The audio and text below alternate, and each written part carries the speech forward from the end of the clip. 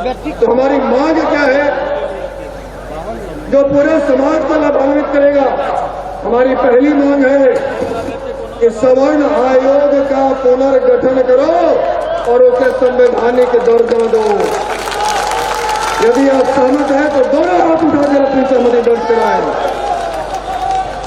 हमारी दूसरी मांग है कि ईडब्ल्यूएस के तहत गरीब सवर्ण छात्रों को जो 10% आरक्षण का लाभ दिया गया है उसमें उम्र सीमा में छूट दी जाए, परीक्षा शुल्क में छूट दी जाए और सीटेट में जो भी सीटेट की तो बहाली हुई, जो परीक्षा हुआ उसमें ईडब्ल्यूएस कोटे को लागू नहीं किया गया है। सरकार उस ईडब्ल्यूएस कोटे को लागू करे। हमारी तीसरी मांग है कि यदि बिहार के प्रत्येक जिले में अम्बेडकर छात्रावास बन सकता है, बिहार के प्रत्येक जिले में कर्पूरी छात्रावास बन सकता है, बिहार के प्रत्येक जिले में लोहिया छात्रावास बन सकता है, तो बिहार के प्रत्येक जिले में परशुराम छात्रावास क्यों नहीं बनेगा? परशुराम छात्रावास में बने जहां सामान्य वर्ग के गरीब बच्चे मुफ्त में रहकर अपने पठन पाठन कर सकें। हमारी चौथी मांग है कि 2013 में जो नाम के लिए सवर्ण आयोग बनाया गया था उसकी कमेटी ने एक रिपोर्ट सार्वजनिक किया और वो रिपोर्ट नीतीश कुमार जी के टेबल पर 10 वर्षों से आज भी धूल खा गई है। नीतीश कुमार जी ने उस पर कोई कार्रवाई नहीं की थी। उस रिपोर्ट में लिखा गया है कि बिहार में पिछले 33 वर्षों में सबसे अधिक सामाजिक, आर्थिक, राजनैतिक और सामाजिक, आर्थिक, राजनीतिक और शैक्षणिक पतन किसी का जाति का हुआ है तो भूमिहार गांव का हुआ है। 17% भूमिहार ब्राह्मण के युवा बच्चे अपनी गरीबी के कारण पढ़ाई नहीं कर पा रहे और 43% भूमिहार ब्राह्मण गरीबी की वजह से अपनी जमीनें बेचने पर मजबूर है और 60% भूमिहार ब्राह्मण जिसको बिहार में एक साजिश के तहत रोजगार नहीं दी जा रही है, वो लोग बिहार अपनी मां, अपनी मिट्टी को छोड़कर पलायन करने को मजबूर हैं। और यदि इस तरह के मुद्दों पर, यदि बिहार के रोजगार के मुद्दों पर, बिहार में भ्रष्टाचार के मुद्दे पर, बिहार में लूट के मुद्दे पर, इसी बेगूसराय को गोली सराय बनाने के मुद्दे पर यदि मनीष कश्यप जैसा आपके समाज का लाल यदि आवाज उठाता है तो उस पर धारा लगाकर, उस पर रास्ता लगाकर उसको जेल भेजने का काम किया जाता है। तो हमने इस बात को भी मजबूती से रखा कि बिहार का कोई व्यक्ति, कोई लाभ यदि बिहार के हित के लिए, यदि समाज के हित के लिए यदि संघर्ष कर रहा है और उसके साथ कोई षड्यंत्र होगा तो मैं वादा करता हूं कि हमारे खून के आखिरी कतरे तक आशुतोष कुमार आपके साथ खड़ा मिलेगा। बेगूसराय से संबंधित जो हमारी मांगे हैं, जो 5वीं मांग पर जिसमें मैं आधी बात रखा कि जो सवर्ण आयोग के रिपोर्ट के मुताबिक विगत 33 वर्षों में हमारे जो हालात हुए हैं, कई प्रतिशत लोग समाज की मुख्य धारा से बहुत पीछे चले गए। उनको वापस समाज की मुख्य धारा से जोड़ने के लिए जिस प्रकार से राजस्थान सरकार ने ऑल ब्राह्मण वेलफेयर एसोसिएशन बनाया, ऑल ब्राह्मण वेलफेयर एसोसिएशन, उसी प्रकार से बिहार सरकार ने ब्राह्मण भूमिहार समाज के वैसे लोगों के लिए जिनकी स्थिति आज बद से बदतर हो गई है, वैसे लोगों को समाज की मुख्य धारा से जोड़ने के लिए एक वेलफेयर एसोसिएशन का गठन करे और प्रत्येक वर्ष 100 करोड़ रुपए का सहयोग राशि उसमें प्रदान करे ताकि समाज का कल्याण किया जा सके। और कई लोग इसमें ऐसे भी आए जिनको अपने ही समाज की उपलब्धि के बारे में नहीं पता है।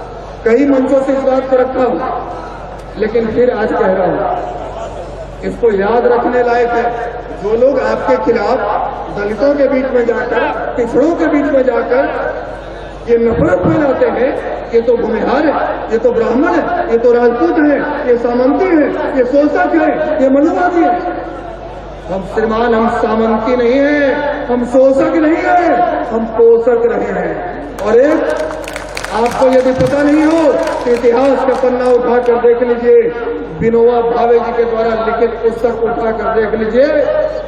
गरीब दलितों को बिहार में बसाने के लिए, स्कूल कॉलेज खोलने के लिए, हॉस्पिटल खोलने के लिए और मठ मंदिर बनाने के लिए भूमिहार ब्राह्मणों ने इस बिहार में 33 करोड़ एकड़ जमीनें दान में दे दी। 33 लाख एकड़, करोड़ नहीं 33 लाख एकड़ जमीनें दान में दी। जय, तो हम मानते हैं कि इस वर्ग से ज्यादा दानी दानवीर कर्ण भी नहीं है जितना दान इस समाज में दिया। और आज आपको शोषक और सामंती के रूप में यदि परोसा जा रहा है तो कहीं न कहीं कमी हमारी, कमी आपकी और कमी उन लोगों की भी है जो जाति के नाम पर लोकसभा ढूंढते हैं बेगूसराय। क्यों भाई? तो बेगूसराय में 5.5 लाख भूमिहार होता है, जाति के नाम पर तो हमको वोट नहीं देगा। और जब चुनाव जीत के चल जाएंगे तो हम भूमिहार नेता नहीं रहेंगे, हम हिंदू के नेता बन जाएंगे। तो हिंदू के नेता बनना है तो हम आपसे आग्रह कर रहे हैं कि जाकर कटिहार से चुनाव जीत के दिखा दीजिए, जाकर किशनगंज से चुनाव जीत कर दिखा दीजिए। और यदि भूमिहार बहुल क्षेत्र से आपको चुनाव लड़ना है तो भूमिहारों की समस्याओं पर आपको बोलना ही पड़ेगा, सोच खोलना पड़ेगा, तब समाज आपको वोट देगा। कटिहार का वोट अभी समाज नहीं देगा। आपके इस महापंचायत को असफल करवाने के लिए आपके ही समाज के चंद लोग जानबूझकर, क्योंकि 4 महीने पहले इस जीडी कॉलेज ग्राउंड को आरक्षित करवाया गया था, 4 महीने पहले, और मात्र 15 दिन पहले बगल के जिला, भूमिहार बहुल जिला मुजफ्फरपुर में आप ही के समाज के लोगों ने जानबूझकर आज ही की तारीख तय की है माननीय अमित शाह जी का कार्यक्रम करवाने के लिए। लेकिन हम अमित शाह जी को भी कहना चाहेंगे कि शायद ये नजारा आप तक पहुंच जाएगा। ये लोग जो सुबह से भूखे प्यासे बैठकर सामाजिक एकता को मजबूती प्रदान करने के लिए यहां पहुंचे हैं, ये इस बात को चीख चीख कर कह रहे हैं कि जरूरत पड़ने पर हम अपनी पार्टी को कहीं बदल लेंगे, लेकिन जरूरत पड़ने पर अपनी जाति नहीं बदल सकते। और आज क्योंकि जाति के हिसाब से ही हमारे साथ भेदभाव हो रहा है, जाति के हिसाब से ही हमें सरकारी सुविधाओं से वंचित रखा जा रहा है। हम धन्यवाद करना चाहेंगे, हम धन्यवाद करना चाहेंगे। ये कई वक्ताएं इस पूरे भव्य आयोजन का क्रेडिट मुझे दे रहे थे, लेकिन ये क्रेडिट वास्तव में आशुतोष कुमार को नहीं जाता है, ये क्रेडिट इस सभा में बैठे हुए लोगों को जाता है जिन्होंने इस सभा को सफल बनाया। और उससे भी ज्यादा हम आपके साथ भी थोड़ा भेदभाव करना चाहेंगे, जिन्होंने 3 महीने तक अपने घर में समय न देकर, अपने बच्चों के पास समय न देकर, अपनी पत्नी, अपने माँ बाप के पास समय न देकर, अपना बिजनेस व्यापार छोड़कर, अपने प्रतिष्ठान से छुट्टी लेकर हमारे मित्र भाई, छोटे भाई जैसे डॉक्टर सोनू शंकर जी, इनके जैसे लोग उनका जोरदार ताली देंगे। उनके पैर में समस्या होने के बावजूद भी कोमल शरीर है, एक सीट मार दीजिएगा खून निकल जाएगा। मौजूद 3 महीने से घर घर जाकर आप लोगों का आमंत्रण। इनके बेटे के विवाह नहीं था, इनके बेटे की शादी नहीं थी, बावजूद इनके आपको आमंत्रण देने पहुंचे। और के रिक्वेस्ट करें, हमारे साथी कितने साथियों का नाम गिराओ, जितने लोग दिन रात एक किए हैं, तमाम साथियों का नाम मुझे याद है। हमारे भाई वल्लभ भाई शाह जी, आज 11 साल पहले जब मेरे दिमाग में ये बात आई थी कि भूमिहारों के नाम पर एक संगठन होना चाहिए, ब्राह्मणों के नाम पर एक संगठन होना चाहिए। उस समय उस दिमाग के उपज में भी इनका सहयोग रहा था, ये भी अपना भरपूर सहयोग दिए। तमाम लोगों का सहयोग रहा। हम 2-4 लोगों का नाम गिनाएंगे तो 10-20 लोग नाराज हो गए। हमें उन तमाम लोगों को इस कार्यक्रम की सफलता के लिए शुभकामना देते हैं, इसका पूरा क्रेडिट देते हैं। और बेगूसराय से संबंधित जो हम लोग मुद्दा उठाए इस महापंचायत के माध्यम से, क्योंकि बेगूसराय के लोग समय दिए इतना, बेगूसराय के लोगों ने टेंट पंडाल की व्यवस्था कराई है। अच्छा एक बात बताइए, इस सभा में वैसे लोग भी है क्या जिनको पैसा देकर बुलाया गया? यदि है तो हाथ खड़ा कीजिए। कोई नहीं है। और कितने ऐसे लोग हैं जो अपनी मर्जी से चल कर आए? जरा हाथ खड़ा कीजिए। भाड़े की भीड़ और अपने मर्जी से चल कर आने वालों में लोगों के ठीक होता। तो हम लोग बेगूसराय के लिए स्पेशल इस महापंचायत के माध्यम से कुछ निर्णय लिए हैं। हम चाहते हैं कि यदि उस निर्णय से आप सब संतुष्ट हैं, हमारे प्रबुद्ध जन संतुष्ट हैं, तो अपनी सहमति दर्ज करेंगे, और संतुष्ट नहीं है तो अपनी आपत्ति दर्ज करेंगे। आपके साथ बैठकर मिलकर विचार कर इस पर फिर से पुनर्विचार करके इसमें संशोधन किया जाएगा। सबसे बड़ा मुद्दा बेगूसराय का कांवर झील मुद्दा, कांवर विवाद, जिसको राजकीय क्या राष्ट्रीय पर्यटक स्थल तक बनाया जा सकता है, लेकिन सरकार की और यहाँ के जनप्रतिनिधियों के अनदेखी के कारण आज ये कांवर का मुद्दा लगातार लंबित पड़ा हुआ है।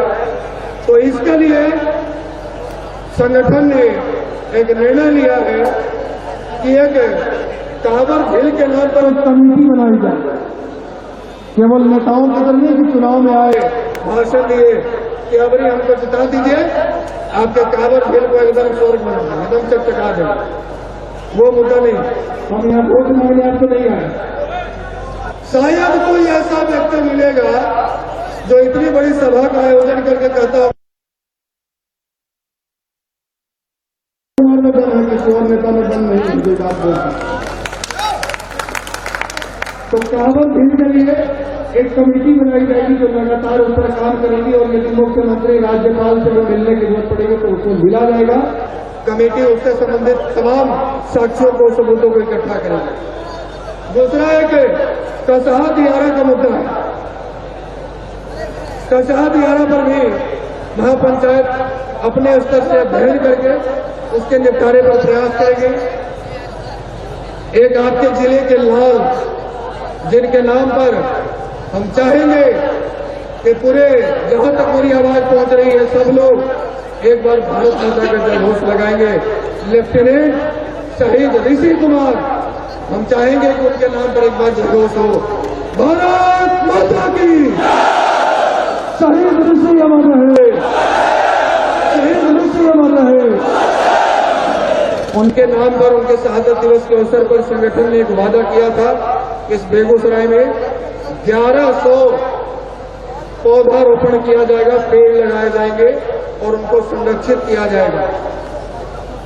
उसके अलावा बेगूसराय के लोगों के लिए यह एक ब्रह्मर्षि कोष का गठन किया जाए, ताकि यहाँ के लोग जो उस कोष में सहयोग करें तो यही के समाज के गरीब बच्चियों की शादी के लिए उसका इस्तेमाल हो, यही के गरीब लोगों के माँ पिताजी के इलाज के लिए उसका इस्तेमाल हो, और यही बेगूसराय के विकास के लिए उसका इस्तेमाल हो।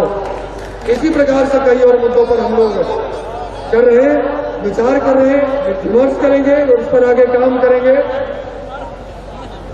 अभी हम चाहेंगे कि इस कार्यक्रम के मुख्य संयोजक भाई सोनू शंकर जी एक बार धन्यवाद ज्ञापन देंगे, और एक बार हम चाहेंगे जो जिस शख्स का नाम हम लेना चाह रहे थे वो लिए नहीं, जो आज जी म्यूजिक का प्रोग्राम था, छठ का प्रोग्राम जी मीडिया में था। आप सभी उतने बड़े मीडिया प्लेटफॉर्म में उनको समय दिया गया, और वो काम को छोड़कर और समाज के नाते आज आप सबों के बीच में उपस्थित हुए हैं। भाई राकेश मिश्रा जी के लिए एक बार जोरदार ताली बजाइए। हम चाहेंगे कि राकेश मिश्रा जी भी अपनी एक प्रस्तुति देंगे। दिल्ली से सुप्रीम कोर्ट के वरीय अधिवक्ता और बढ़िया नरेश, हमारे बड़े भाई गार्जियन, जो प्यार से हमको अरे तुम अस्तो सब बोलते हैं, उनके लिए एक बार जोरदार ताली हो। दिल्ली से आपके लिए पहुंचे हैं गुड़गांव से, गुड़गांव डॉक्टर साहब है अपनी एक पूरी 700 पर पीछे भूमिहार लेकर चलने वाले भाई हिमांशु राय जी भी यहाँ मौजूद है। उनके लिए एक बार जोरदार